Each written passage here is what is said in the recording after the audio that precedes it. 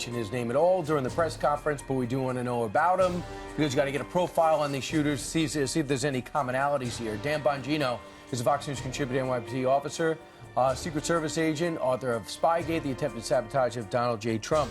So as you look at this shooter, Dan, what we know is he was angry. He never slowed down. He put his rifle out. He leveled it, started shooting, and next thing you know, he had killing on his mind. Is there any takeaway from this that any law would have stopped?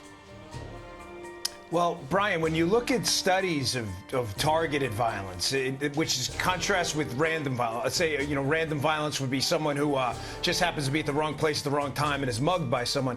Targeted violence is somewhat thought out in advance. Now, we don't know the level of any kind of pre-planning this guy had about this attack. Apparently, it was a traffic stop, so we don't know if that's what set him off. But clearly, there was some kind of intent going into this because of he just shot randomly after he's pulled over.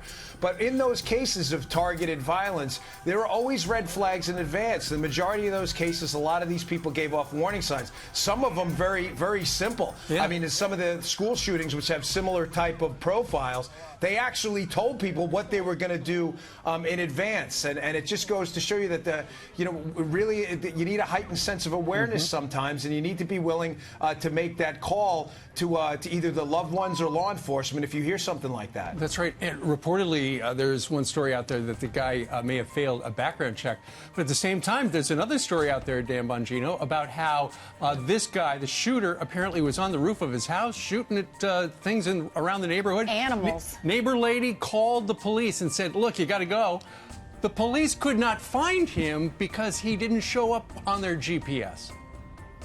Yeah, and unfortunately, Steve, we hear these stories all too often, whether it was Parkland or others, where the warning signs we had just discussed just seconds ago were either missed or were just not followed up on. Right. We hear stories also about, computer errors, things like the NICS system where you're supposed to be a prohibited possessor and the information isn't put in. We saw that, I believe, in South Carolina and in the Sutherland Springs incident as well. It's our job when we design these laws to protect the Second Amendment, but to keep criminals from firearms. But you have to follow through. There has to be some follow through on that. And in some cases, sadly, some of these signs are missed. Yeah, we heard there was a misdemeanor in his background. I don't know if that would be enough to fail a background check. Yeah, I'm not sure if I saw that as well. I'm not sure if he was a prohibited possessor on that, but it appears based on the criminal record that may have been the case. That gunman, I was reading a lot of stories about this, was apparently heading into this crowded, popular movie theater, and police were able to apprehend him and kill him before he did that. So possibly saving a lot of lives there. So those are our heroes this morning.